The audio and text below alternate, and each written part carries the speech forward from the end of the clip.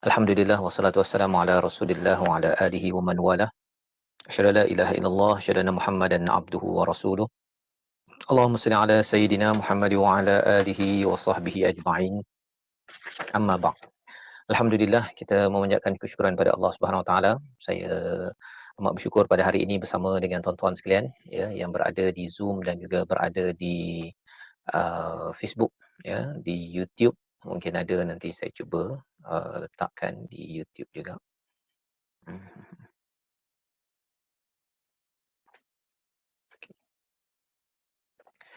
Alhamdulillah, kita panjatkan kesyukuran pada Allah Subhanahu Wa Taala.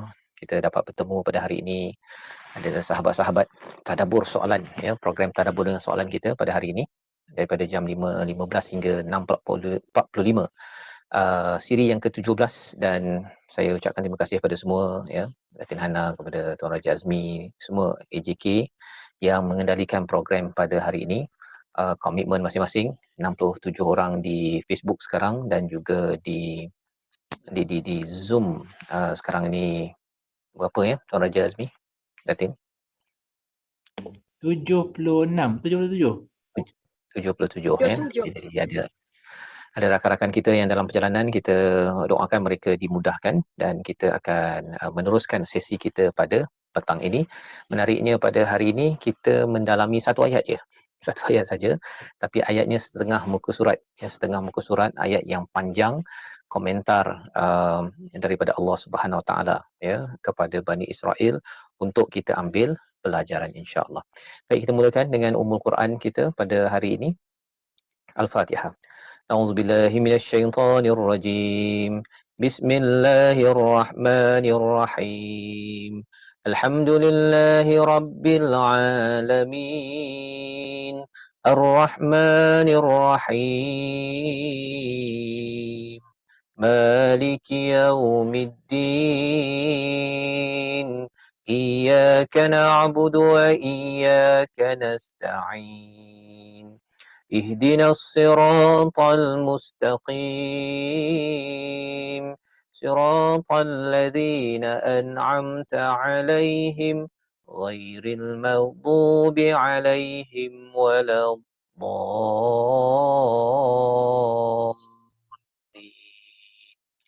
Amin ya rabbal alamin. Kita membaca surah Al-Fatihah bersama untuk kita mengulang, banyak kali ulang ya, doa kita untuk diberikan hidayah oleh Allah Subhanahu Wa Taala. Dan saya doakan semua yang hadir pada hari ini, lokasi masing-masing kalau jelas dan clear ya, kalau jelas dan juga jelas suara dan juga audio video, nyatakan tuan-tuan jelas daripada lokasi masing-masing, daripada BJ ya, Tuan Raja Azmi, daripada lokasi masing-masing. Kita nak dapatkan feedback sebelum kita meneruskan. Ada rakan-rakan kita yang dalam perjalanan. Kita hari ini akan melihat kepada halaman nombor 9 ya, nombor 9, iaitu ayat yang ke-60 61. Satu ayat sahaja hari ini. Minggu lepas kita tengok 3 ayat. Hari ini kita tengok satu ayat sahaja. Jadi daripada Shah Alam, daripada BP Sharifah Zayadi Badariah, daripada Teluk Intan, okey, Kuala Pilah Fatin Syuhada, Jasmi Tanjung Rambutan Sharifah, Sungai Buloh Norinon Kamariah, Muhammad Shah Jelas Kajang, Kajang ya.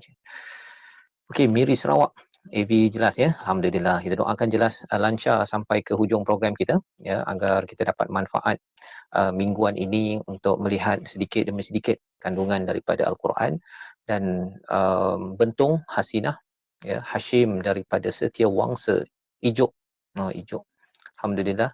Sungai Petani Nizam Singapura Sarijah AS, okey, Rofian Min ya, daripada Singapura, jelas dari Raub Siti Zawal Kuala Selangor, Syu Khairiah Haji Basran Kuching ya, Kuching, dan juga daripada Taiping Umi Majid ya, alhamdulillah. Baik, jadi daripada Johor jelas, Sarpiah Aminah dari Melaka, dan kita nak memulakan ayat yang ke-61. Jom sama-sama daripada Sabah Jaya Aisyah Senin untuk kita baca ya, daripada Kelantan Rohana dan juga rawang Siti Aisyah binti Syafi'i, insya-Allah. Baik, kita perhatikan pada ayat 61. InsyaAllah kita baca sama-sama, ya, satu ayat sahaja tapi ayatnya panjang untuk kita dapat ambil manfaatnya, insya-Allah. A'udzubillahi minasyaitonirrajim. وإذ قلتم يا موسى لن نصبر على طعام واحد فادع لنا ربك يخرج لنا مما تنبت الأرض من بقلها وقثائها وفومها فادع لنا ربك يخرج لنا مما تنبت الأرض من بقلها وقثائها وفومها وعدسها وبصلها قال أتستبدلون الذي هو أدنى بالذي هو خير اهبطوا مصرا فإن لكم ما سألتم وضربت عليهم الذلة والمسكنة وباءوا بغضب من الله ذلك بأنهم كانوا يكفرون بآيات الله ويقتلون النبيين بغير الحق ذلك بما عصوا وكانوا يعتدون صدق الله العظيم. Sadaqallahul Azim, ayat 61, halaman yang ke-9, ya, surah Al-Baqarah. Alhamdulillah, ya, kita satu ayat saja pada hari ini, dan insya-Allah kita doakan pada semua yang hadir untuk kita beri fokus, ya, beri fokus perhatian khusyuk kita kepada ayat-ayat Al-Quran ini, kerana ayat Al-Quran ini dia apabila kita khusyuk itu memudahkan urusan rezeki kita. Ya, kita minta rezeki daripada manusia ni dah kadang-kadang dapat, kadang-kadang tak dapat, banyak masa tak dapat pun, kan, dan orang pun skeptik, ya, tentang kita kalau kita minta rezeki daripada orang. Orang bolehlah kita minta bantuan ke apa ke, ya, tetapi kita ada cara lain, ya, cara lain antaranya ialah dengan kita mungkin kita pergi ke masjid ataupun surau, berjumpa dengan pengerusi, ya, berjumpa dengan jiran ke kalau sesuai, ataupun kita pergi ke pusat zakat, kan. Kadang-kadang bila di public ini dia ada setengah orang yang mungkin sukar untuk mempercayai, ya, kerana sekarang ni banyak kes-kes yang berlaku, tapi kita doakan dengan kita memberi fokus kepada Al-Quran ini, kita selalu, ya, dan kita kena faham rezeki bukan sekadar duit. Rezeki yang biasa orang faham duit lah, kan, tetapi rezeki itu adalah dari segi ilmu, kan, kita nak Allah kalau boleh warzuqna fahma, kan, Allah berikan rezeki kefahaman pada kita pada hari ini. Mari kita doa sama-sama dengan doa subhanakala ilma lana illa ma 'allamtana innaka antal alimul hakim. Sesungguhnya engkau yang maha mengetahui, yang maha bijaksana. Kita minta Allah yang bijaksana, yang mengetahui. Dua perkataannya, al-alim, al-hakim. Al-alim ini mengetahui, ya, dan al-hakim ni bijaksana dengan ilmu yang ada, dibuat dan dilaksanakan sesuatu mengikut masa yang sesuai, pada kadar yang sesuai untuk memberi kebaikan. Kebaikan. Kadang-kadang bila ada ilmu, ya, manusialah, ya, kalau Allah ni ilmunya memang luas. Kalau manusia ni ada ilmu tapi kalau tidak bijaksana, dia ada perkara-perkara yang tidak matang yang dibuat oleh orang yang berilmu. Jadi alhamdulillah pada hari ini saya ucapkan tahniah kepada semua untuk mencari rezeki. Rezeki paling tinggi, rahmat paling tinggi, namanya apa? Al-Quran. Al-Quran. Ya, Ar-Rahman 'allamal Quran, Allah mengajarkan Al-Quran itu adalah daripada Ar-Rahman. Rahmat paling tinggi. Jangan cari kalau kita ada Quran, kita ada duit contohnya, ada Quran, kita ada popular, Quran kita ada jawatan. Kita kena pilih apa? Tuan-tuan sekalian, kita kena pilih Quran. Ya. Kita yang lain boleh pilih, tak ada masalah, kita nak duit ke apa sebagainya, tetapi kalau diberi pilihan kita kena ambil Quran di atasnya itu, ya. Kerana apa? Quran ini dia menyelamatkan rezekinya di dunia sampai ke akhirat. Rezeki dunia akhirat. Orang ada duit, bila ada Quran dia akan gunakan untuk kebaikan. Kan, dia akan dapat keberkatan. Tapi kalau duit ada, yang kita pilih duit tetapi tidak ada Quran, orang sanggup menipu, orang sanggup mencuri, orang sanggup scam, orang sanggup manipulasi. Itu kesan bila Quran ataupun duit ada, mencari duit tetapi tidak ada Quran, ya. Dan pentingkah perkara ini? Sudah tentu, ya. Kita tahu bahawa ramai ahli bisnes ke, orang politik ke, ya, yang pekerja ke, bila Quran ini tidak bersinar dalam dirinya itu, dia akan menyebabkan dia rakus untuk mengambil apa sahaja yang ada. Kita nak banyak harta tak ada masalah, dalam Quran dibenarkan, tapi jangan rakus mengambil perkara yang haram, perkara yang tidak dibenarkan. Manusia biasa pun tahu benda itu tak betul, apatah lagi kalau kita tengok hukum daripada Al-Quran. Baik. Jadi rezeki kita pada hari ini ialah Al-Quran, ya. Dalam surah Yunus ayat 58 Allah kata apa? Qul bi fadlillah, ya, katakanlah dengan rahmat, dengan kurniaan Allah, fadal, ya, dapat rezeki namanya Quran. Tuan-tuan hari ini di Zoom, ya, di Facebook, di YouTube, bila dapat Al-Quran ini, kita rujuk surah 10 ayat 58, ya. Lepas Allah kata pada ayat 57 tu dapat peringatan, dapat syifa, penawar, dapat petunjuk, dapat rahmat. Allah kata qul bi fadlillah. Qul bifadlillah. Ini satu kurniaan yang besar. Kurniaan yang besar. Ya. Dengan rahmat Allah Subhanahu Wa Taala. Jadi Allah kata falyafrahu, sila enjoy ataupun sila bergembira, ya, dapat perkara ini. Kerana apa? Kerana tuan-tuan cuba bayangkan, ya, cuba bayangkan kita dapat sebiji permata bernilai katakan 1 juta. Datang program hari ini dapat satu permata nilai 1 juta. Mesti happy. Tuan kan, mesti happy. Tapi permata tak boleh bawa masuk kubur. Ya, tak boleh, tak boleh. Yang tak ada setakat ni kan, kita tengok ada orang bawa kubur, masuk dalam dia permata-permata berkilau-kilau, tak ada, tak ada. Ya, yang dia bawa ni adalah amal, ya. Amal itulah yang akan dibawa kepada Allah Subhanahu Wa Taala, dan ini yang kita sedang buat sekarang ini. Yang sedang kita buat ini amal apa? Amal untuk mendalami permata Al-Quran itu sendiri. Ya, yang itu boleh bawa. Yang itu boleh bawa. Macam mana kita tahu dia boleh bawa?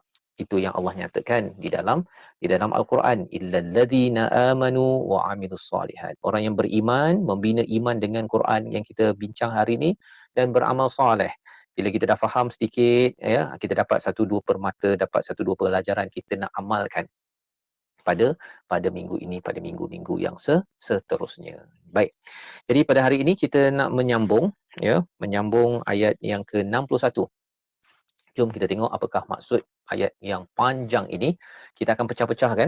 Kita akan pecah-pecahkan dan kita akan ambil satu demi satu pelajaran daripada ayat ini. Baik. Pada ayat ini Allah menyatakan apa? Wa idh qultum, ya, dan kenangkanlah idh. Tuan-tuan masih ingat lagi idh? Kita tanya kepada yang di Zoom ataupun di ruang komen Facebook, YouTube itu, idh. Masih ingat lagi apa maksud idh? Ingatlah, ya, Allah suruh kita throwback, flashback balik semula. Ya, bila kita baca ini Allah suruh flashback, ambil pelajaran, bukan sekadar throwback tapi tidak ambil pelajaran. Jadi wa id qultum, ya, iaitu kamu semua berkata. Kamu semua berkata ini merujuk kepada Bani Israel, ya, bila mereka ini berjaya diselamatkan. Jadi dia berkata kepada Nabi Musa, ya Musa, ya Musa, lan nasbira ala ta'amin wahid. Ya, kita dah tengok kan sebelum ini, maksudnya mereka ini sudah berada dalam satu kawasan. Jadi mereka ini uh, dah diberikan suruh makan, ya, kemudian mereka boleh masuk ke Palestin itu, kena cakap hittah, ya, pada ayat 58, tapi mereka ni degil juga, ya, ada yang tidak mahu mengikut kepada peraturan, jadi mereka diberikan rijzam minas sama, iaitu siasaan daripada langit. Dan juga lepas itu Allah bagi lagi dekat kawasan yang mereka sesat itu ataupun berlega-lega itu sebelum masuk ke Palestin itu, Nabi Musa mengenakan tongkat. Ini minggu lepas kita tengok, ya. Tongkat pada batu terpecah menjadi 12 mata air. Ya, ini mukjizat yang Allah berikan, memberi manfaat kepada Bani Israel. Baik. Jadi pada hari ini, bila mereka dah dapat itu, mereka cakap apa? Wahai Musa, lan nasbira ala ta'amin wahid. Kami ni tak berapa gemar sangatlah. Makan ni satu macam makan je. Ya, satu macam makan saja. Uh, Pasal apa? Pasal mereka ini dia satu jenis makanan. Jadi kata mereka apa? Fad'u lana rabbaka yukhrij lana mimma tumbitul ard. Mereka dapat manna wassalwa, ya. Mereka dapat manna wassalwa pada ayat 57 kita tengok 2 minggu lepas, muka surat 8 kat bawah sekali tu kan, ayat 57, manna wassalwa. Itu jelah yang mereka dapat, manna wassalwa, manna wassalwa, makanan daripada langit. Makanan daripada langit. Tapi mereka kata, alah ini satu jenis je lah. Tak ada KFC ke, McDonald ke, tukar-tukar kan. Kadang-kadang ayam gulik ke tak ada. Manna wassalwa, manna wassalwa. Ya, yang kita dah belajar 2 minggu lepas. Jadi mereka komplain. Dapat makanan hebat ya daripada langit tapi tak banyak jenis ya. Mereka kata ini adalah satu jenis saja, ta'amin wahid. Maka disuruh Nabi fad'u lana rabbaka yukhrij lana mimman tumbitul ard. Dia kata kalau boleh kat kawasan ini boleh tak minta daripada Allah ditumbuhkan yang pertama apa?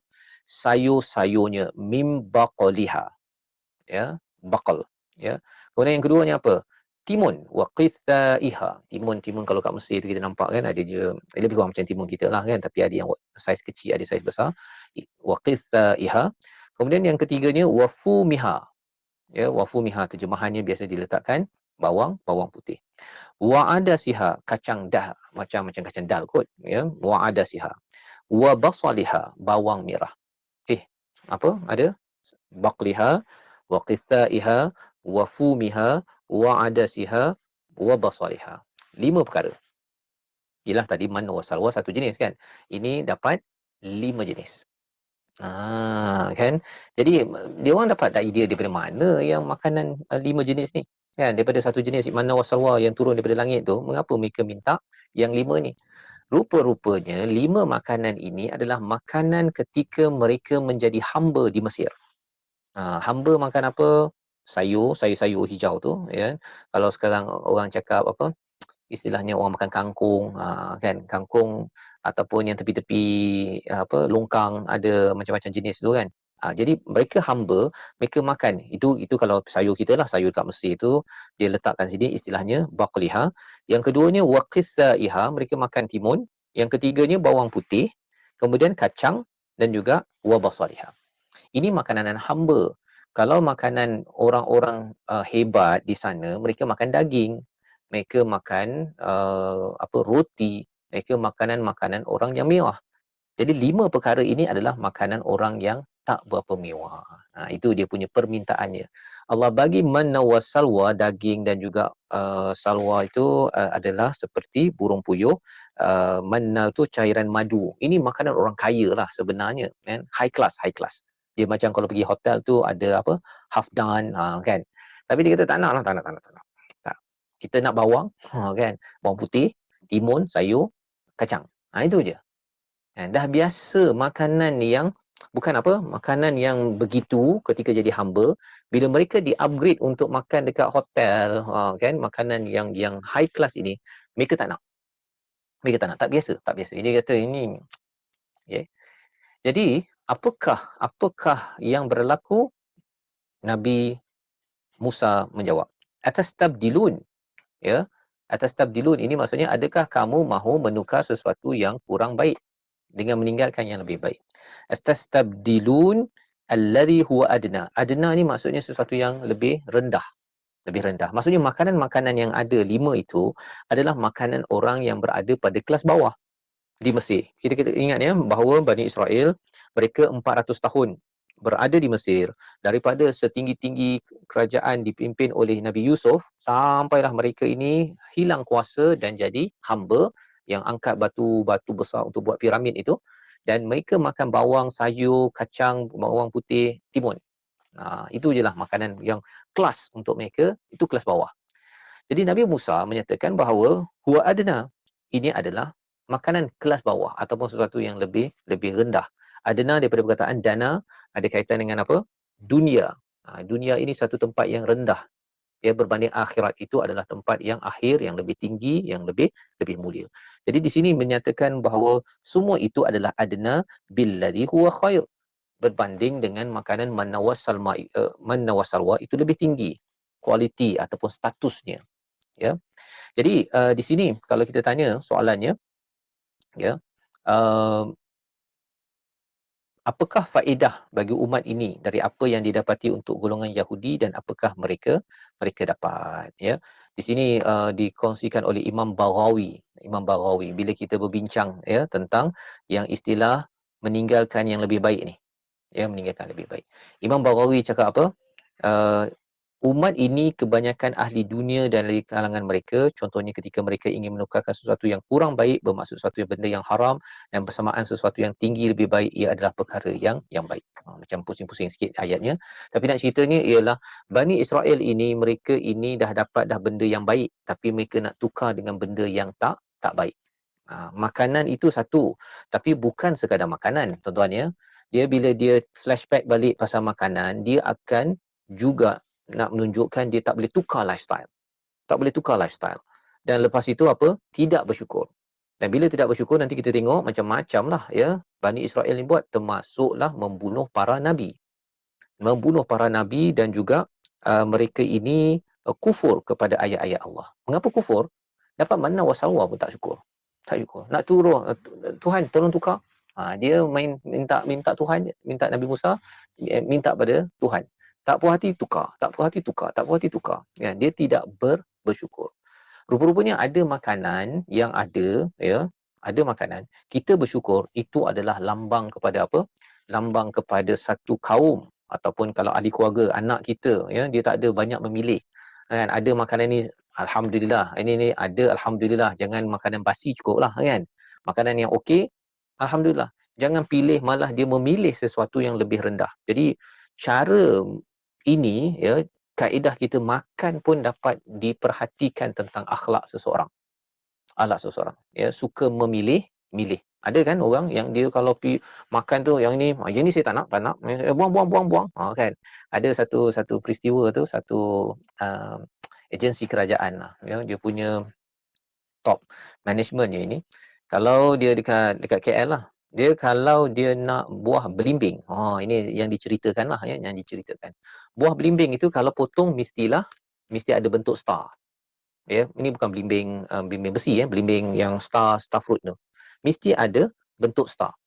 Jadi ada staff dia yang potong tersilap sikitlah, kan. Dia potong bukan ada bentuk star, dia tengok ni apa ni? Dia tak nak, kan. Pergi ambil belimbing baru, ya, star fruit baru. Kena berlari staff dia pergi ke supermarket ataupun kedai, ya, yang ada star fruit tersebut, ambil, beli balik, potong elok-elok, baru datang. Sampai tahap begitu sekali, ya, nak ceritakan betapa ada orang yang amat ego pada makanan, ya, pada makanan. Dan ini tidak ini dan biasa orang yang buat macam ni apa? Biasanya orang apa? Orang-orang yang mewah, kan, orang-orang yang mewah. Tetapi tak spesifik mewah juga. Ini Bani Israel ini, dia bukan mewah pun, dia daripada Mesir itu tak mewah. Tetapi mereka tidak boleh tukar mindset. Dia deal ataupun dia fussy, ya, dia cerewet pada bab-bab makanan. Kan. Ia fussy, cerewet pada bab makanan. Nun nak pergi ke Palestin ni perjuangan besar. Tapi masih lagi bab makanan, kan, bab-bab yang kecil-kecil diutamakan, yang besar itu tidak diberi perhatian. Jadi ini tarbiyah Allah Subhanahu Wa Taala kepada kita sebenarnya, ya. Ayat panjang tetapi Allah nak beritahu dekat sini, ya, kalau Imam Baghawi cakap tadi tu, ada orang yang memilih lifestyle perkara yang lebih rendah, iaitu sesuatu yang haram ataupun sesuatu yang bukan lebih baik, ya. Dan dia bermula dengan makanan. Dalam Quran ni selalu je makanan, amal soleh, ini dekat, ya.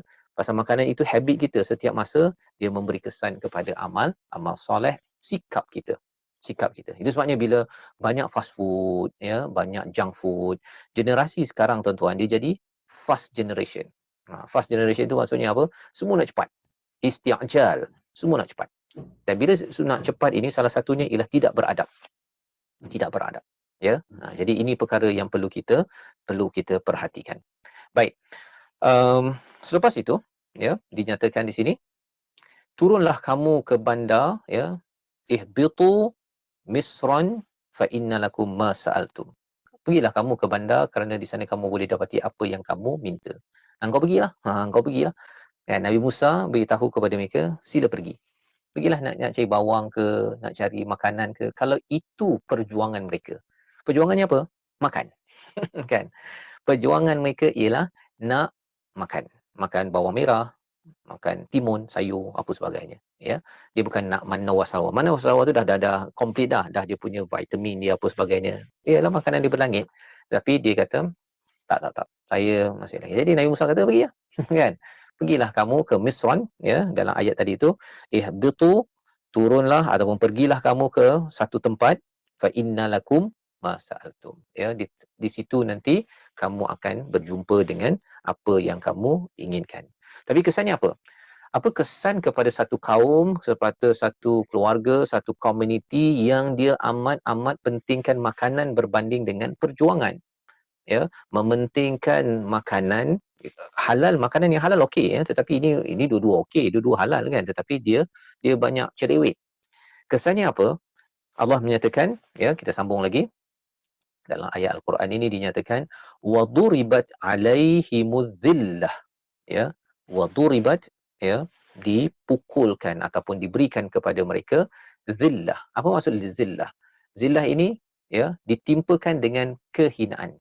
Kita ada dalam surah, dalam apa, doa kunut kan, Allahumma hdina fi man hadait wa afina fi man afait wa tawallana fi man tawallait wa barik lana fi ma atait wa qina bi rahmatika syarra ma qadait fa innaka taqdi wa la yuta alait wa innahu la yazillu man. Zil itu maksudnya dihinakan, ya. Kesan orang yang amat cerewet pasal makanan, lebih dia pusing nak cari tempat makan, lebih panjang masanya berbanding dengan dia cari ilmu. Ada tak orang macam tu? Harapnya taklah tuan-tuan, ya. Dia cari tempat. Kita tahu ada orang yang memang fussy pasal makanan, tapi kita kena adjust balik, adjust. Ya. Jangan sampai kita spend masa untuk cari tempat makan lebih panjang daripada cari masjid. Kan ada tu dia cari daripada maghrib sampai isyak kan, tempat makan yang paling elok, tapi masjidnya tak payah cari pun tak apalah. Kan? Pasal solat itu adalah perjuangan keluarga kita. Ya, dalam surah Taha Allah cakap wastabir 'alaiha wa'mur ahlaka bis-salah wastabir 'alaiha. Serulah kepada keluarga kamu untuk solat dan bersabar dengan karenah yang ada apa sebagainya. Yang itu okey. Spend banyak masa ataupun kita bukan salah lah nak cari kedai makan tuan-tuan, ya. Boleh, tak ada masalah. Tapi jangan sampai dia over apa? Over sangatlah. Kan? Saya perhatikan kalau dekat Shah Alam ni ada juga, ya, orang-orang yang dia over pasal makanan. Over pasal makanan. Dia sanggup spend masa banyak kat situ, tetapi untuk bab-bab ilmu ke bab-bab apa, kalau tak tally, itu tak kena. Tapi kalau tally okey, kan. Cuma biasanya orang yang dah utamakan solat, utamakan kebaikan, dia tak nak spend banyak masa lah. Tak nak spend banyak masa untuk bab makanan. Baik. Jadi kesan kalau satu kaum itu mengutamakan makanan berbanding dengan perjuangan, Allah kata waduribat alaihimu ataupun waduribat alaihimu zillah. Yang pertama kehinaan. Mengapa hina? Pasal orang ni tamak. Mengapa hina? Kerana orang ni gelojoh. Kan? Masalah apa dia hina? Pasal dia ni utamakan perut. Utamakan perut berbanding dengan hati yang perlu dijaga. Dan orang yang banyak makan, tuan-tuan, hatinya keras. Itu dinyatakan oleh salah seorang ulama, Ibn Qayyim al-Jauziyah. Banyak makan, banyak cakap perkara tak bermanfaat, banyak bergaul dengan orang yang toksik. Toksik ni maksudnya asyik nak kutuk, nak fitnah, nak apa sebagainya kan. Sikit-sikit dia nak kutuk orang sana. Jangan tuan-tuan campur dengan orang ni. Memang akhlak kita pun sebenarnya, ya, kita kena, kalau dalam surah Al-Kahfi ni, nak jaga diri kita akhir zaman ni, elakkan daripada orang toksik. Orang penuh dengan racun. Kan, sikit-sikitnya kata saya ni tak puas hatilah. Bos saya ni kan. Yang puas hatinya apa? Yang puas hatinya diri dia je. Itu pun tidak puas hati. Saya tak puas hatilah. Kan? Saya ni kereta tak tukar lagi. So orang-orang macam ni, tuan-tuan, nasihat dia kalau dia tak ubah, tinggalkan. Tak payahlah layan. Tapi kalau dia ada dalam rumah kita, kita kena handle lah tuan, ya. Kalau anak kita ke apa ke, itu kena tarbiyah. Kena tarbiyah. Pasal apa? Itu yang tanggungjawab kita. Tapi orang-orang lain itu bukan keutamaan. Kecuali kita ada misi yang tertentu. Baik. Jadi yang pertamanya, kesan daripada mereka meminta sesuatu, ya, yang rendah tadi itu, mengapa mereka minta benda yang rendah? Mereka dah hidup dalam keadaan adna, dalam keadaan rendah, ya. Mindset mereka itu, istilah dalam zaman sekarang namanya fixed mindset. Tahu tu fixed mindset, tuan-tuan, ya? Fixed mindset lawannya adalah growth mindset. Ya, fixed mindset ni dia tak boleh ubah ke? Tak boleh kot. Kita ni siapa? Tak boleh menang kot. Kau pergilah Nabi Musa. Nanti kita akan tengok, ya. Musa, kau pergi je lah dengan Tuhan kau, pergi berperang, pergi berjuang, kita duduk je lah, relax je. Itu adalah fixed mindset. Selalu cakap tak boleh, mustahil. Tetapi growth mindset, ya, bila kita selalu baca Alhamdulillahirabbil alamin, segala pujian bagi Allah, Rabb yang membesarkan, yang mendidik segala alam. Jadi kita tahu bahawa Tuhan sentiasa memberi peluang, membesarkan potential kita, namanya growth mindset. Ya, growth mindset. Apa ciri orang growth mindset? Boleh tak kita belajar ni? Memang rasa susah, tapi insya-Allah boleh. Allah boleh bantu. Dia ada pergantungan kepada Allah Subhanahu Wa Taala, pasal Allah boleh je, ya, Rabbul Alamin. Ya, kalau growth mindset ni istilah daripada barat, tapi kita ambil perspektif dari Quran, Allah sumber growth, sumber untuk kita tambah potensi, boleh buat dengan izin Allah. Syaratnya dengan berpandukan panduan Al-Quran lah, dan sunnah Nabi, ya. Baik. Apa lagi ciri orang growth mindset? Dia bercakap perkara apa? Sudah tentu cakap perkara yang baik-baik, kan. Negatif tak membawa manfaat, tolak. Buat apa, kan? Hidup dah 60-70 tahun, nak isi dengan racun-racun, buat apa? Kan, bila nak bertemu dengan Allah nanti, saya nak bawa qalbun salim. Kita nak membawa hati yang sejahtera. Jadi tak nak saya bercampur dengan orang-orang yang toksik tersebut. Itu ciri orang yang ada growth mindset, ya. Apa lagi? Growth mindset, dia tahu bahawa walaupun saya ni baru sampai muka surat 9, tapi insya-Allah, kan, saya boleh maju lagi ke depan. Saya boleh baca Quran, saya boleh tadabbur Quran. Ya, baru ni kita bincang dengan Datin Hana, Tuan Raja Azmi, kita boleh mendidik pelajar-pelajar sekolah ini dengan tadabbur agar mereka ini tidak diletakkan fixed mindset. Orang bersama Al-Quran, tuan-tuan, ya, bila dah tadabbur ini, dia akan sentiasa rasa Allah boleh buat, jadi saya boleh dengan izin Allah. Insya-Allah, kan itu perkataannya. Insya-Allah adalah perkataan untuk growth mindset. Growth mindset. Alhamdulillah, segala pujian bagi Allah. Growth mindset. Masya-Allah, hebatnya, kan? Growth mindset. Pasal kita kagum seseorang itu boleh buat, izin Allah Subhanahu Wa Taala. Ya. Jadi itu zikir-zikir yang kita ada, Quran yang kita ada ini untuk membina growth mindset. Kita tak nak fixed mindset. Fixed mindset ini ialah mak yang fixed mindset macam mana? Tak bolehnya kamu ni, nampak macam lambat je. Itu fixed mindset. Kan? Lambat betul, ulang banyak kali tak boleh, tak faham-faham, fixed mindset. Orang yang cakap itu, orang yang berulang-ulang tu, Nabi ulang, tuan-tuan. Kan? Ya, Nabi dekat Gua Hira tu ulang, wa ma nabi qari. Nabi Jibril suruh baca. Tak boleh. Yang kedua tak boleh. Ketiga dan keempat barulah Nabi baca. Nak ceritanya apa? Nak ceritanya ialah fixed mindset, dia selalu rasa tak boleh, terhad, give up, kan? Tak sabar. Tapi orang yang growth mindset, dia tahu bahawa kita ini sentiasa bertambah potensi dengan izin, dengan bantuan Rabbul Alamin. Allah yang yurabba, ya, yang menambahkan, membesarkan lagi potensi kita. Baik. Jadi kembali balik kepada tadi, apa kesan? Apa kesan? Kita tengok balik semula, ya. Yang pertama, kesan kalau seseorang itu mengutamakan makanan, mengutamakan jalan lifestyle adna, ya, fixed mindset, bukannya growth mindset, ya. Dia istilah lainnya adalah victimization ataupun victimize. Ya, victimize. Tuan-tuan kena faham, ya. Mereka ini duduk dekat Mesir, Bani Israel ini. Dulu awalnya Nabi Yusuf ni adalah orang yang merdeka, kemudian turun jawatan, kan. Maksudnya mereka ni macam-macam lah berlaku politik dan sosial di Mesir itu, akhirnya mereka jadi hamba. Bila jadi hamba kena tekan.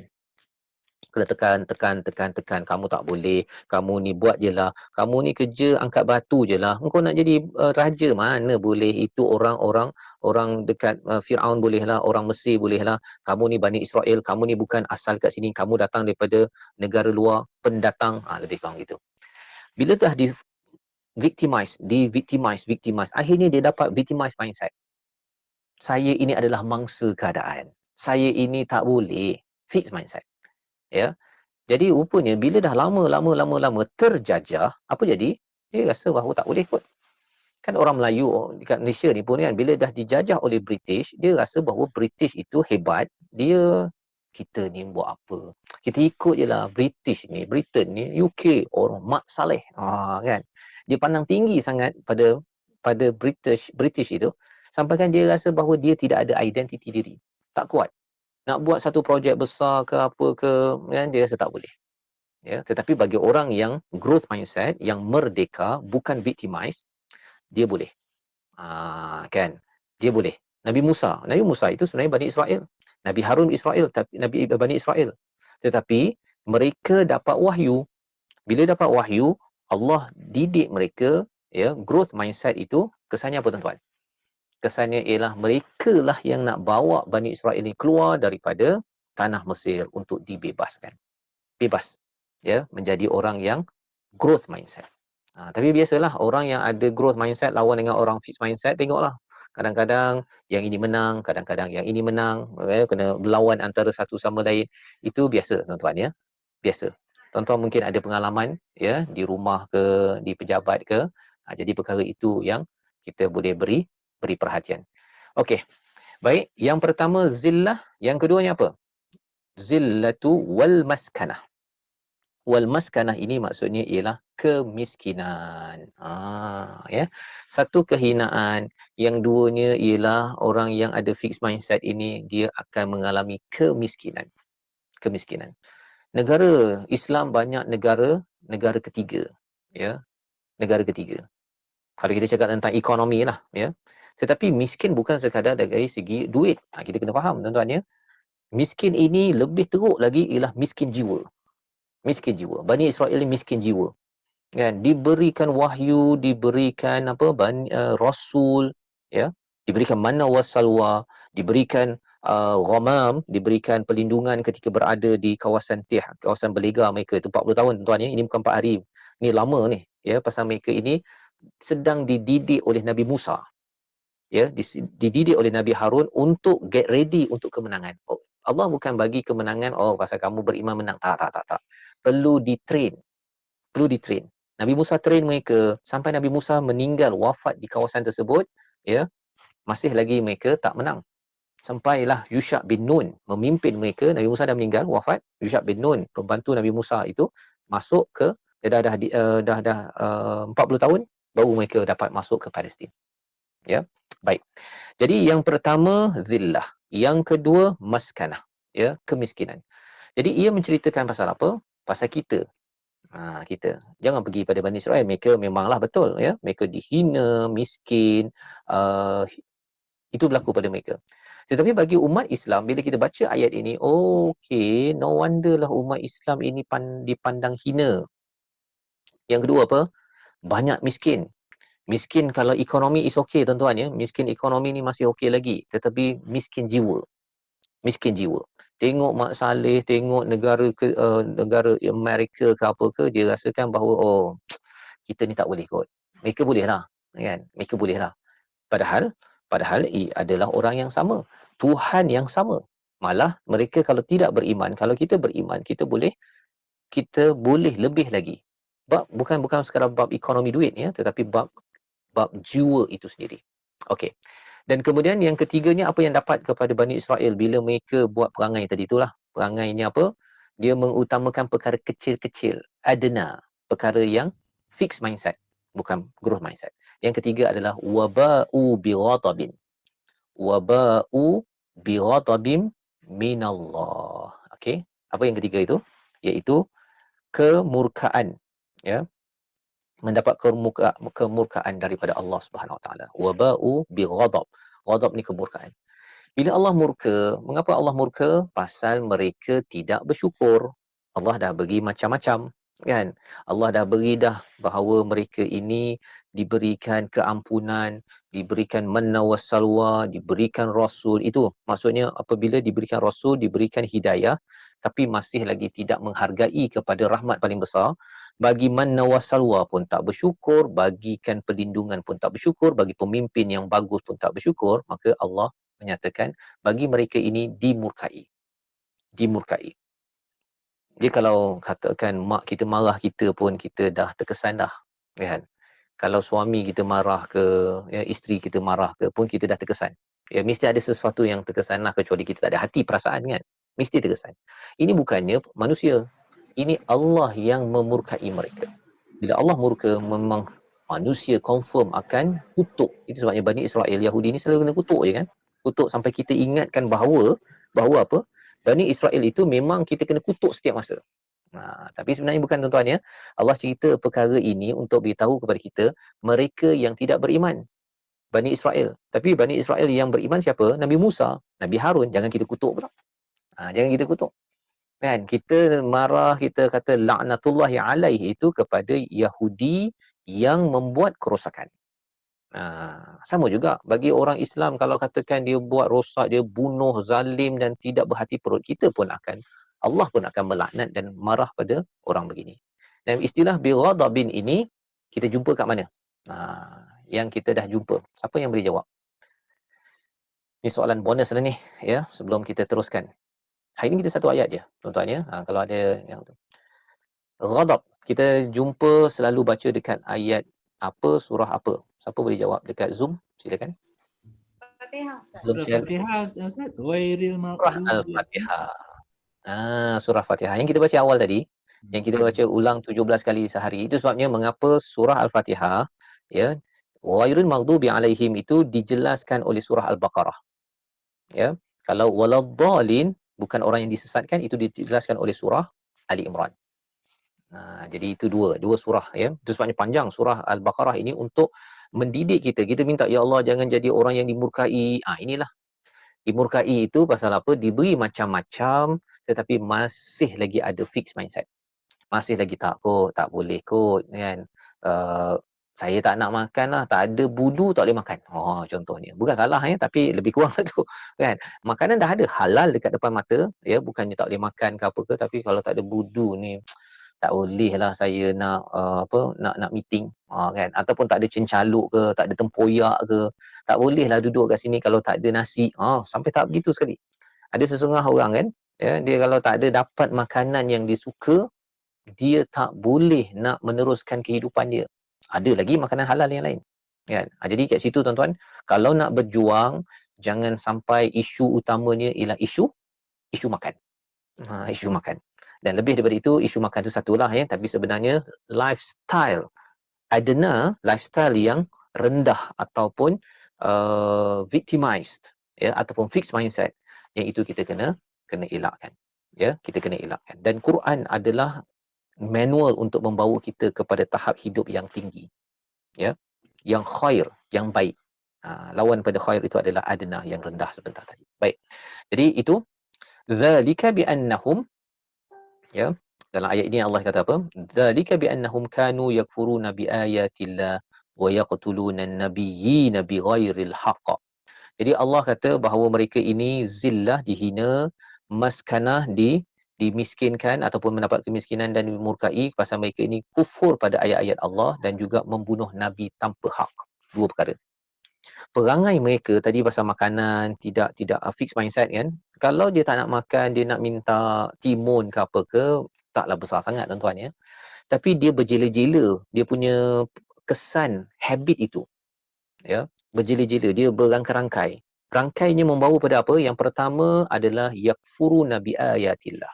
Kufur pada ayat-ayat Allah.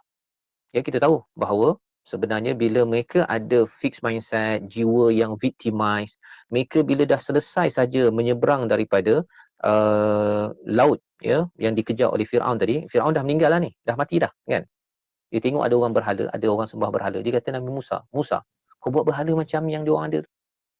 Tuan-tuan boleh bayangkan kan? Betapa tak ada identitinya dia, ya, dia nak tiru orang sana padahal ini dah dibantu oleh Tuhan ni. Saya dah dibantu oleh Tuhan kan, menyeberang laut dengan mukjizat tongkat Nabi Musa. Dia masih lagi nak cari Tuhan lain. Masih nak cari Tuhan lain. Zaman sekarang ini ialah masih lagi nak, saya rasa kalau saya ikut style barat ni okey kot. Kan? Barat yang okey-okey tuan-tuan ya dari segi habit dan sebagainya. Tetapi kalau nak cakap barat itu kita katakan bahawa kita kena gunakan akal, tak payah baca Quran lah. Kita pakai teori-teori dia, Quran kita tak payah faham kot. Yang itu maksudnya ialah apa? Orang yang kagum kepada selain daripada Allah. Dia tak kagum pada Quran, dia tengok Quran ni, ya Allah, macam-macam ni ada, fixed mindset lah, growth mindset lah. Tuan-tuan boleh bayangkan kan, fixed mindset, growth mindset ni istilahnya mungkin 20-30 tahun yang lepas je. Tetapi yang kita baca ini ialah 1400 tahun yang lepas. Ya, 1400 tahun yang lepas. Dan kisah ini beribu-ribu tahun yang lepas. Maksudnya Nabi Musa itu adalah seorang trainer, consultant, ya, yang nak transform satu masyarakat. Kan Nabi Muhammad itu datang untuk transform masyarakat daripada fixed mindset kepada growth mindset, daripada rasa dimangsakan, victimize, kepada orang yang menjadi pemimpin kepada dunia. Beza kan? Beza. Okey. Jadi yang pertama, bila dia dah ada habit kecil-kecil itu, dia bawa kepada berkufur pada ayatillah yang pertama, dan yang keduanya sampai sanggup membunuh Nabi. Satu ialah kufur pada Allah. Ya, kufur pada ayat Allah ni maksudnya keimanan ni, dalaman ya. Kufur pada ayat tu dalaman. Tetapi dia dijelmakan kepada kemaksiatan ataupun dosa-dosa besar, iaitu bunuh bukan orang biasa pula tuan-tuan, bunuh Nabi. Ya, itu sebabnya kalau kita tengok kepada ayat ini, Ibnu Ashur ya, dia ada nyatakan sesuatu. Ya, kalau kita tengok kepada ayat 261 ini, bahagian yang kehinaan dan juga kepapaan ni, ya. Tuan-tuan kena tengok ya, tengok betul-betul ya, zillah wal maskanah kan, dapat kehinaan dan juga kemiskinan. Mereka dapat ini, ya, komentar daripada Ibnu Ashur, mereka ini dah dapat macam-macam nikmat. Nikmat awan lah, dapat manna wasalwa lah, mereka ini dapat air lah. Tuan-tuan boleh bayangkan ya, apa keperluan-keperluan mereka tu dapat. Ya, dapat. Tetapi mereka tak pandang nikmat itu sebagai sesuatu yang bermakna. Dia pandang nikmat ada kan, air. Tengah-tengah padang pasir tu ada air, ada makanan semua kan. Itu kan nikmat. Tapi diorang ni tak melihat itu ada makna. Tak ada maknanya makan manna wasalwa, tak ada maknanya dapat air. Bagi mereka ialah ini biasa, kita nak yang lain-lain. Ya. Jadi dengan sebab mereka ini ada keinginan yang tamak. Ya, tamak, tak cukup dengan apa yang ada, maka itu yang membawa mereka akhirnya memandang semua itu tak ada makna, dan itu yang menyebabkan mereka berada dalam keadaan zillah wal maskanah. Kita ada air pipe, tuan-tuan kan. Kalau ada yang kata bahawa tak ada maknanya, ya, kita dapat makanan, kita rasa macam alah kan, ini makanan saya nak yang lain lagi. Contohnya itu nikmat yang level kehidupan biasa ya. Tapi lebih daripada itu, Bani Israel ada apa? Ada Nabi Musa kan, ada Nabi Musa, ada wahyu. Tak ada apalah dia ni. Zaman kita ni apa? Ada Quran kan.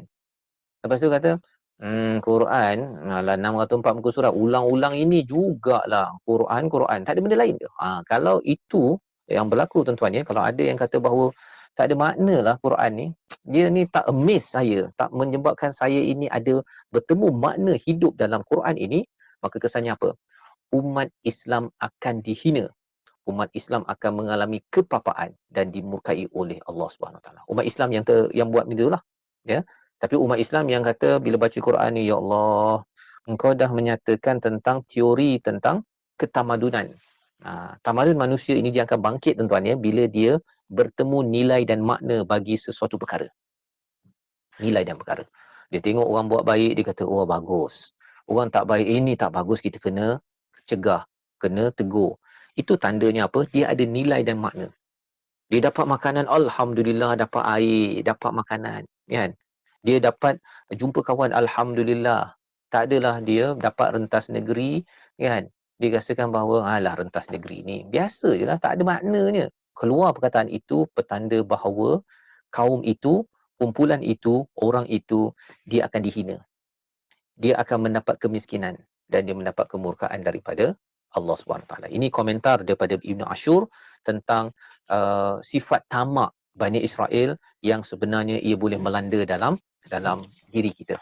Ya, kalau kita tak jaga-jaga, bersyukur. Itu sebabnya Allah suruh kita ingat ni agar kita menjadi orang yang bersyukur dan melihat kebaikan, ya, kepada sesuatu perkara. Baik. Kita berhenti sebentar, ya, berhenti sebentar. Kalau katakan ada yang nak bertanya soalan di Zoom, ataupun kita masih ada lagi di hujung itu, ada lagi, ya, bahagian hujung kali ayat 61. Tapi tak apa, kita bagi peluang kepada siapa-siapa nak bertanya soalan, nak memberi pendapat sebelum kita teruskan bahagian akhir kita pada hari ini. Silakan.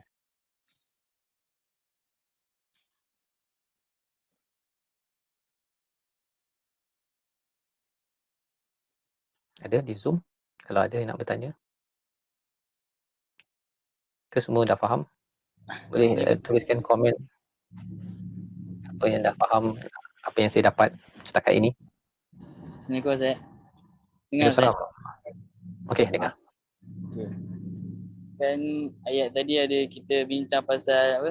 Sikap Bani Israel. Maksudnya dia orang rasa macam tak cukup kan dengan satu nikmat kan.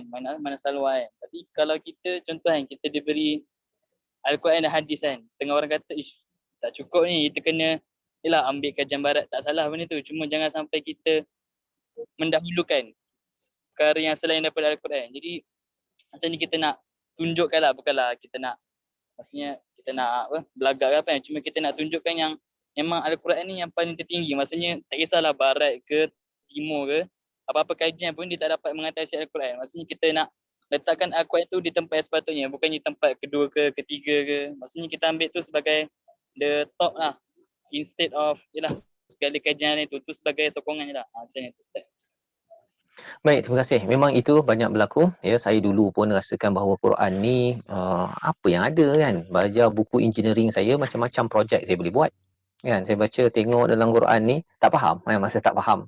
Jadi bila tengok ni pasal Nabi, pasal Allah, pasal langit, pasal bumi. Asyik langit bumi kan. Tak ada pun bahan kimia ke apa.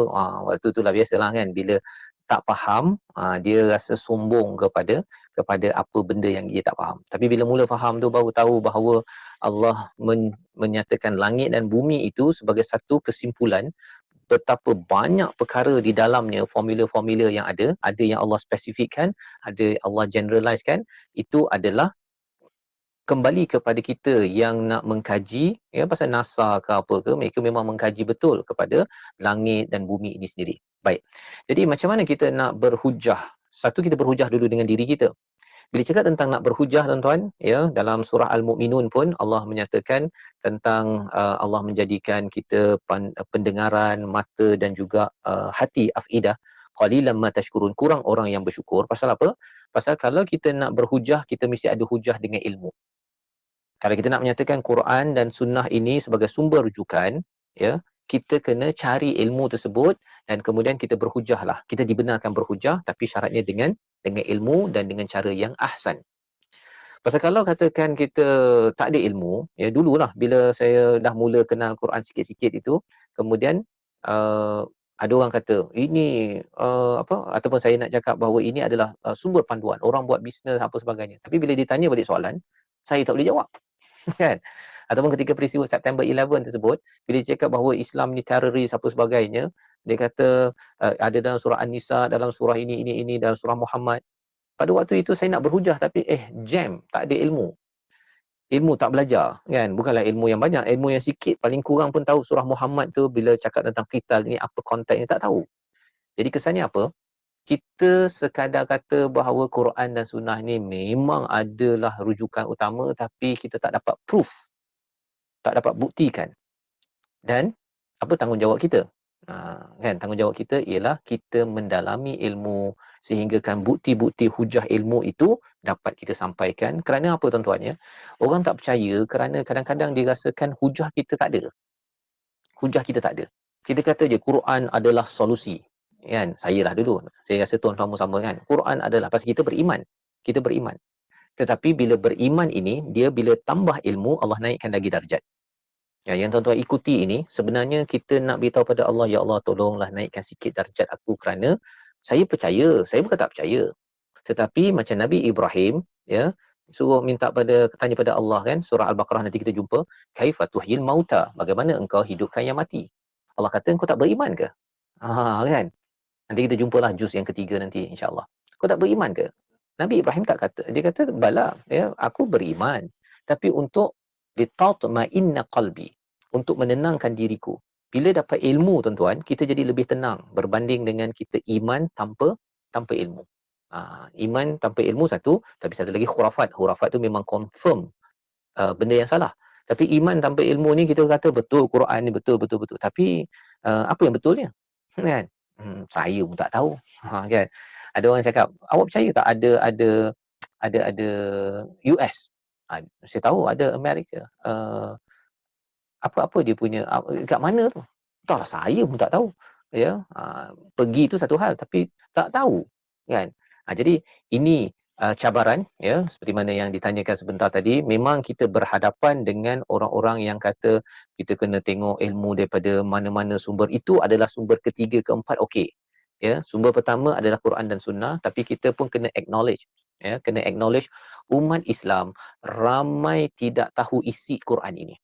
Mereka lebih pakar lagi ilmu accounting, ilmu engineering, cover to cover, buku yang dibaca cover to cover, tapi Quran cover to cover ni kita kena acknowledge bahawa kita limited. Tapi jangan pula kita apologetic, kan? Kita terus beriman, terus kita mencari ilmu, dan insya-Allah ilmu dalam Quran ni tak pernah habis tuan-tuan, ya. Kita kalau habislah tadabbur dengan soalan 6 atau 4 muka surat ini, buat lagi program lain, dia akan jumpa lagi. Banyak lagi yang kita bincang ni pun sikit-sikit je. Kita tak bincang detail lagi dengan baru ni saya cakap dengan Ustaz Zuhairi cara penulisan, ya, ada buku ni. Ada buku saya, dia bagi hadiah lah, ya. Mungkin tuan-tuan nanti boleh dapatkan buku ni, kita bolehlah nak bincang-bincang rahsia tulisan Al-Quran. Saya promote dengan buku dia. Okay. Rahsia tulisan Quran. Mengapa Quran ada masa, contohnya kalau perkataan apa dia cakap kat sini, bismi contohnya, mudah kan, bismi. Bismillahirrahmanirrahim ada ba sin mim. Tapi kalau iqra bismi rabbikal ladzi khalaq, ba alif sin mim. Beza satu huruf itu pun ada rahsianya. Sampai tahap begitu sekali. Kan? Perkataan rahmah, ta-nya terbuka dengan ta tertutup. Itu bukannya saja-saja tulis dalam Quran, tuan-tuan, ya. Ada rahsia yang tersendiri.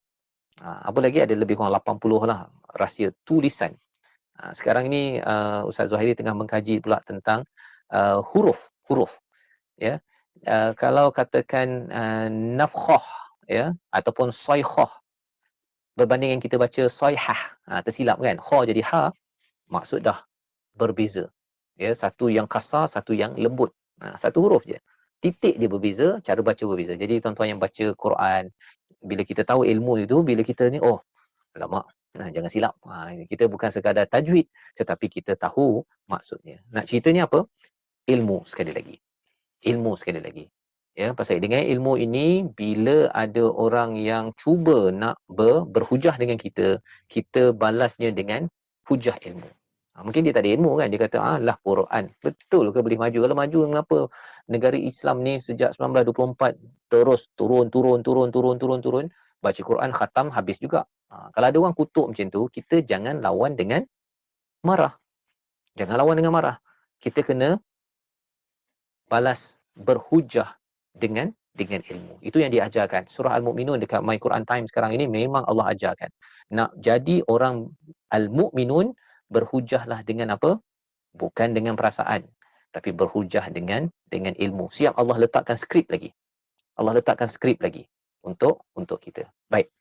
Jadi terima kasih diucapkan kepada Haris bertanya. Yang lain silakan. Oh, pengarang buku tadi ke? Buku tadi Ustaz Zulhairi. Ya. Nanti kalau tuan-tuan nak ni, nanti saya bagilah link nanti, kalau boleh nanti kita bagi tahu, ya. Okey, lain kalau ada yang nak bertanya sebelum saya teruskan, kita ada 20 minit lagi di bahagian hujung je, ya, nanti. Tak ada, ya. Okey, Fazilah Arif, bagaimana cara untuk menasihati kawan-kawan yang mempunyai fixed mindset walau setelah berkali-kali dinasihati namun tetap tidak mahu? Kejap, soalan tadi mana? Tidak mahu dekat Zoom ke tadi? Zoom. Bagaimana cara untuk tidak mahu mengubah cara fikir? Sebenarnya tuan-tuan, pengalaman saya lah sebenarnya bila cakap tentang orang yang fixed mindset ini, satu, kita boleh buat training ataupun coaching. Itu satu. Tapi yang kedua, ada orang yang memang lihat betul.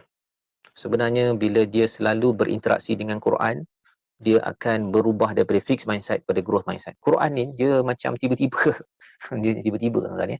Kita tak perasan dekat mana yang Quran ini mengubah cara fikir kita, tapi saya yakin ya, saya yakin pada tuan-tuan ada tak pengalaman yang dulu sebelum faham Quran sikit-sikit ini ya, taklah banyak kan, saya pun sikit juga.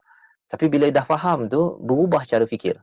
Boleh tak siapa-siapa di Zoom boleh berkongsi secara verbal ataupun nak tulis pun boleh untuk saya bacakan. Ada tak siapa-siapa? Siapa yang perasan dia sudah ada berubah sikit cara fikir dia? Ada? Mungkin Ustaz, yang kan semalam kita discuss sekejap dengan Aunty Raja mengenai program Tadabbur untuk remaja. Kita mempunyai dalam fikiran kita growth mindset, insya-Allah. Jadi terus hari ini kita dapat kontak pengetua sekolah untuk kami buat program tu. Kita sebenarnya tarikh yang dibagi untuk kita berjumpa dengan dia lebih cepat daripada apa yang tarikh yang kita boleh commit, menunjukkan lagi cepat datang peluang tu dengan growth mindset, insya-Allah. Growth mindset ya. Growth mindset kalau yang barat punya banyaknya linear. Linear ni maksudnya kita cuba kita dapatkan usaha sana usaha sini kan. Tetapi kalau kita growth mindset yang vertical, ini tambahan lah kalau kita ambil yang barat punya perspektif, banyak linear ya. Tapi kita linear pun kita buat usaha, tapi kita ada nama satu lagi Exponential. doa ya. Dia akan menyebabkan kita ada connection dengan Allah. Growth-nya itu kadang-kadang dia akan berbentuk exponential. Ya. Kalau istilah tadi yang lebih tepat adalah horizontal. Satu horizontal, growth di peringkat horizontal, satu lagi vertical. Kalau horizontal, dia punya progress itu kadang-kadang bersifat linear. Tapi kalau katakan garis lurus ya, garis lurus. Tapi kalau katakan kita berinteraksi dengan Allah, kan? Growth mindset kita tahu Allah boleh. Kalau Allah beri taufik je kepada orang yang nak yang saya hubungi nanti, entah dia bercakap lebih daripada saya, dia bagi cadangan pada saya lebih daripada apa yang sepatutnya. Tapi kalau Allah tak izinkan, kita buatlah macam mana pun, kan? Tak apalah, nanti saya tengok baliklah tahun depan ya, contact balik semula, habis. Tapi Nabi buat macam mana? Nabi terus jumpa orang yang respon bagus ke, tak bagus ke, tak bagus, Nabi cuba lagi, yang bagus Nabi didik lagi. Rupa-rupanya itulah ya ketentuan daripada Allah Subhanahu Wa Taala bahawa 23 tahun ya, 23 tahun Nabi mentransformasikan bumi Arab. Ya, bumi Arab, Mekah, Madinah dan juga kawasan sekitarnya itu dengan wahyu daripada Allah Subhanahu Wa Taala. Jadi yang saya cadangkan pada orang yang tak boleh yang fixed mindset ini, satu, kita dulu bina growth mindset dalam diri kita dan kita mendekatinya horizontal. Vertical macam mana? Kita doa kepada Allah, ya Allah tolong bagi peluang hidayah pada dia dengar Quran ke. Kadang-kadang kita bagi dia, usaha kita bagi link YouTube, kan, program ini contohnya. Tapi mungkin dia kata tak nak saya dengar kan, 1 jam setengah lama sangat. Tapi dia pergi program lain pula. Kita tahu bahawa Allah Rabbul Alamin. Kita bukan Rabb. Kita bukan Tuhan kan. Kita bergantung kepada Tuhan itu adalah vertical growth mindset.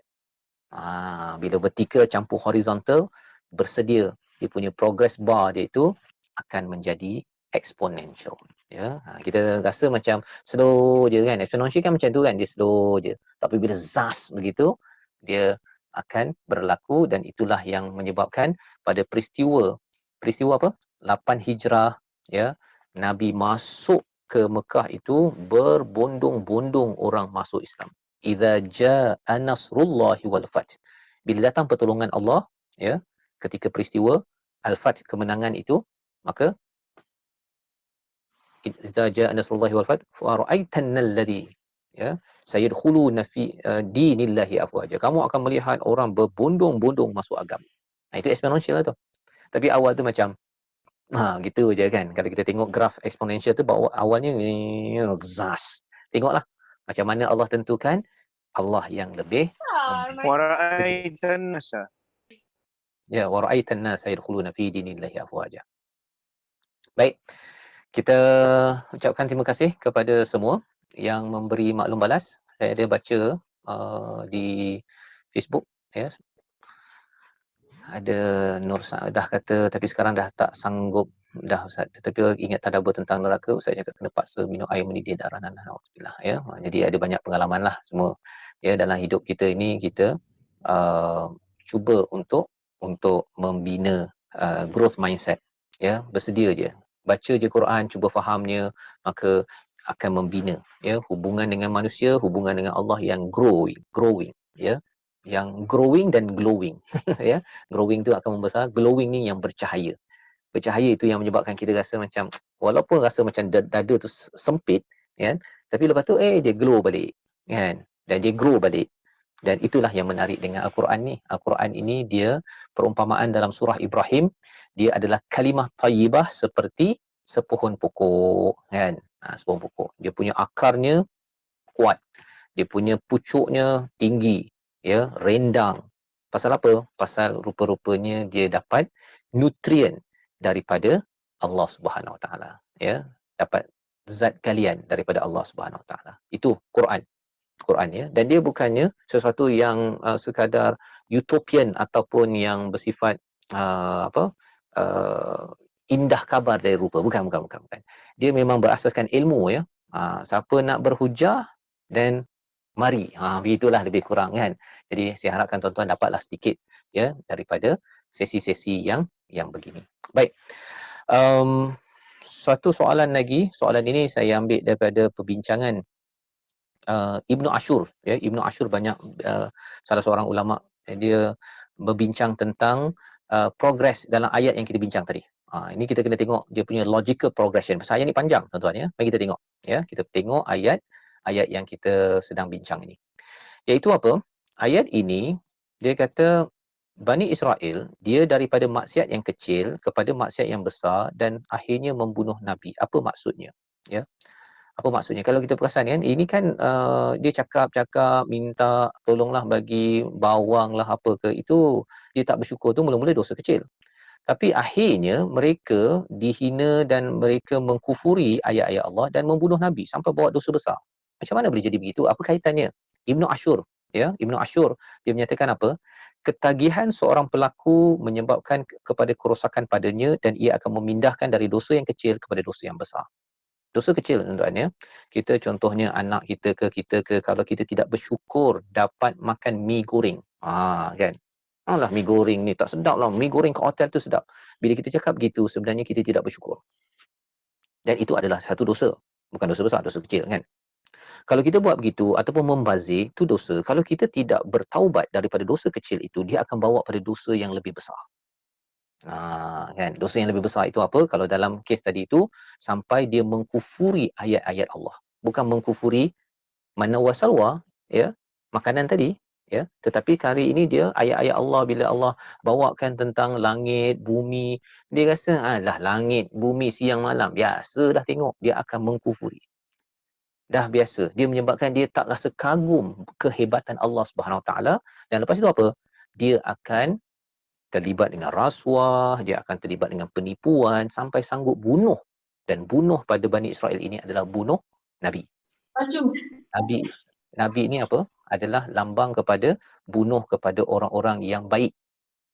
Sanggup dibuat. Bermula dengan apa? Tak bersyukur saja dengan manna wasarwa. Jadi tuan-tuan nampak kan dia punya logical progression, betapa kita kena jaga bab-bab akhlak dalam rumah kita. Ini yang disentuh oleh Ibnu Ashur dalam tafsirnya ya. Baik, satu lagi saya bawakan ya.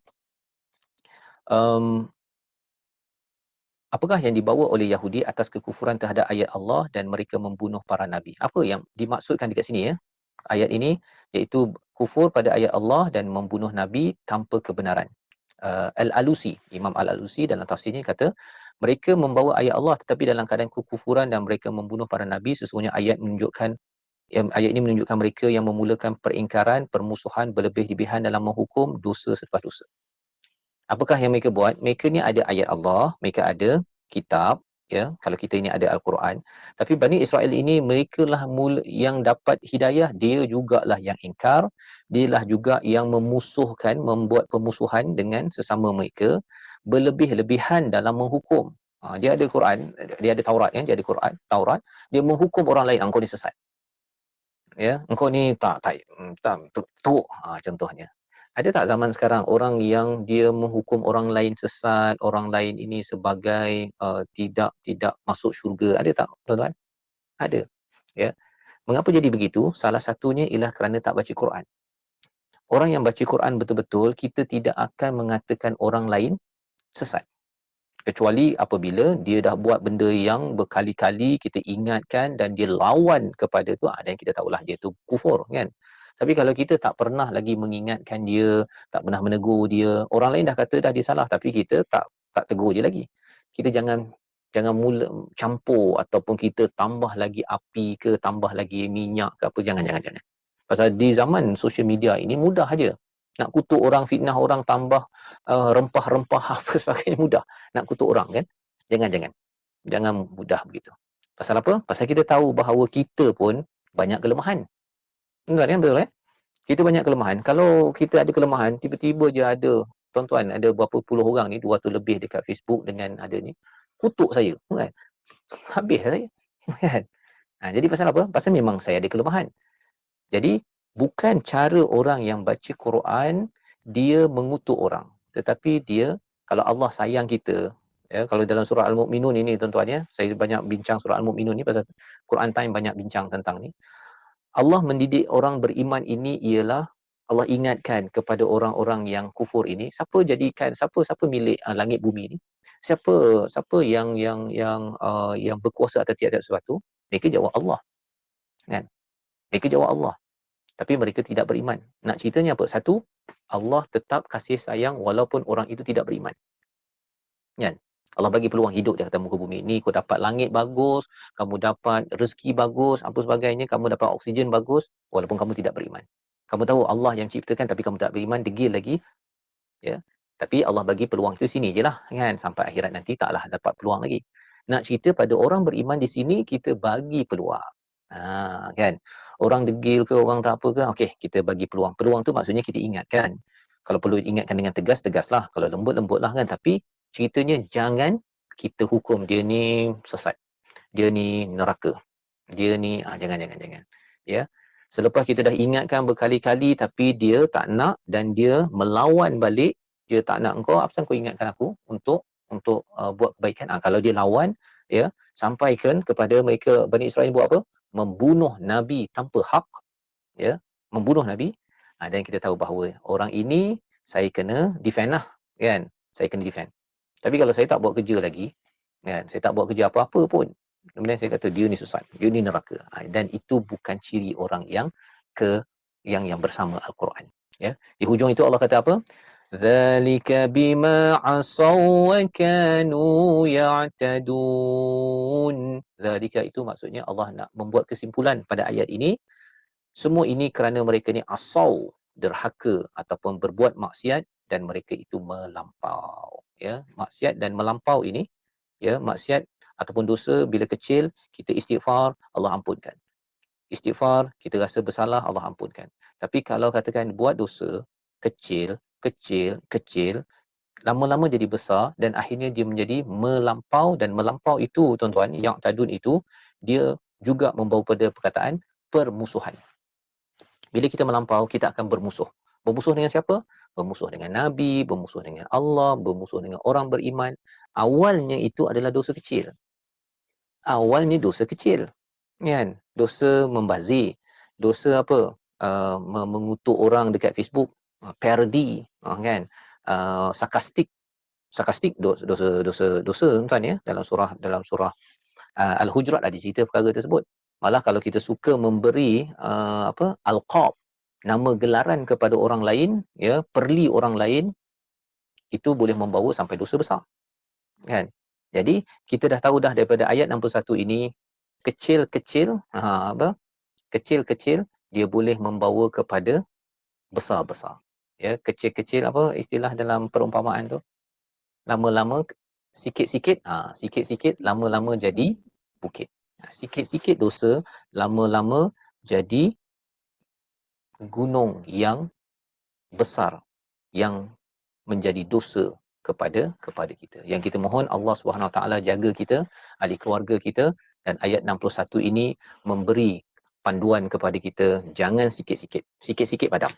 Ya, istighfar cepat-cepat agar Allah pimpin kita, halang kita daripada berbuat dosa besar, dan dosa besar yang Allah nyatakan di sini kufur pada ayat Allah dan juga berbuat jenayah yang dinyatakan di sini membunuh orang-orang baik.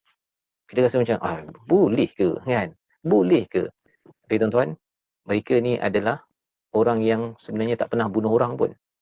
Tetapi akhirnya berlaku perkara begitu. Kita tak boleh bayangkan kan? Kita tak boleh bayangkan. Tapi itulah dia punya logical progressionnya. Kerana apa? Kerana di sebalik semua ini ada godaan daripada satu musuh yang nak memastikan manusia ini terus dilaknat, dimurkai, iaitu Iblis.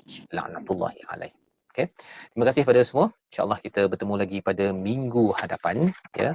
Kita sambung pada muka surat yang ke-10. Alhamdulillah kita satu ayat kita bincang hari ini. Harapnya tuan-tuan dapat manfaat. Ada yang nak berkongsi apakah pelajaran akhir daripada sesi hari ini? Silakan di Zoom kongsi sikit agar saya tahu tuan-tuan dapatlah sesuatu. Ya. Pakai suara lah, yang lain boleh dengar. Kalau nak baca tu mungkin ada tertinggal kan. Mungkin saya Ustaz ya. Sila Tuan Raja. Nombor satu, amalkan growth mindset dan juga selalu kita berkasih sayang terhadap orang yang fixed mindset sebab mereka juga ada potensi. Kita dengan membangunkan mereka dengan kasih sayang melalui peradaban yang elok, satu. Keduanya yang saya dapat dari ayat hari ini adalah jangan kita komplain benda-benda yang remeh-remeh. Bersyukur dengan apa yang kita ada, selalu melihat orang yang kurang bernasib baik daripada kita. Dan yang lepas tu yang pengajaran yang saya dapat yang ketiga ialah selalu mengutamakan Al-Quran.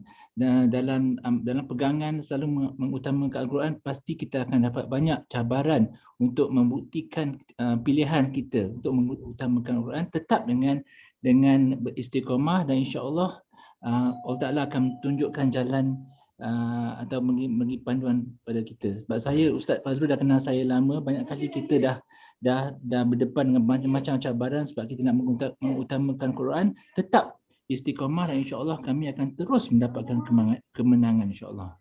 Ustaz, terima kasih. Terima kasih ya, itu kesimpulan yang bagus untuk kita dapat sedikit ya. Saya yakin tuan-tuan semua pun yang lain ada kesimpulan lain, nanti di Telegram boleh kongsikan ya catatan masing-masing ya, sama dengan orang lain pun tak apa. Yang penting kita ada sesuatu pelajaran daripada sesi pada hari ini, tulis.